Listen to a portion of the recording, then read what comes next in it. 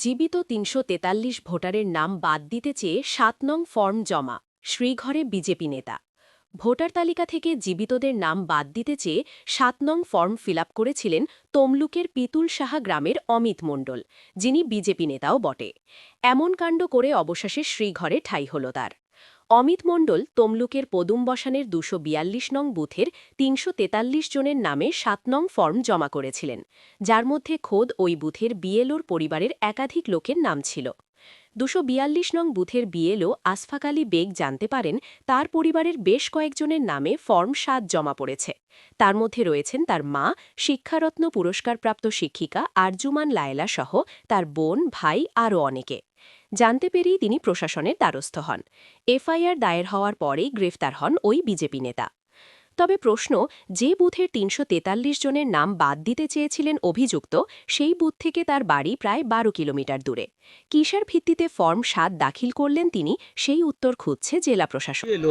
সে একটা অভিযোগ করেছে যে তার পরিবারের নামে এবং তার মা যে সিটিজেন নয়, এরকম করে ফর্ম ৭ পূরণ করেছে বিজেপি নেতা, এবং একাধিক ফর্ম ৭-এ একাধিক নাম রয়েছে।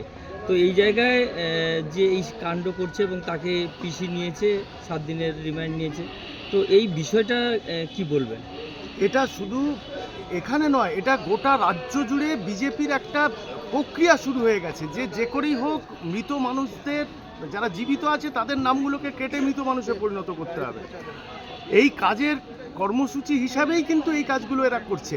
অবাক করা ব্যাপার, যিনি বিএলও সাধারণ মানুষের হয়ে কাজ করছেন, তার পরিবারের নামেই মৃতদের তালিকায় চলে যাচ্ছে। মানে এর চেয়ে ভয়ানক জিনিস বিজেপি তৈরি করতে পারে, এটা ভাবা যায় না।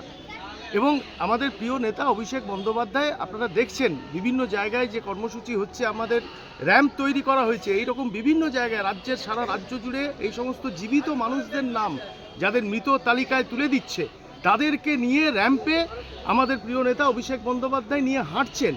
সুতরাং রাজ্যবাসীর কাছে এটা একদম পরিষ্কার, রাজ্যের মানুষের কাছে পরিষ্কার, এই বিজেপি নামক রাজনৈতিক দলটা যে করেই হোক পশ্চিমবাংলার ভোটার তালিকা থেকে মানুষের নাম বাদ দেবে, তার একটা পরিকল্পনা হিসাবে এই রকম কাজ চালিয়ে যাচ্ছে।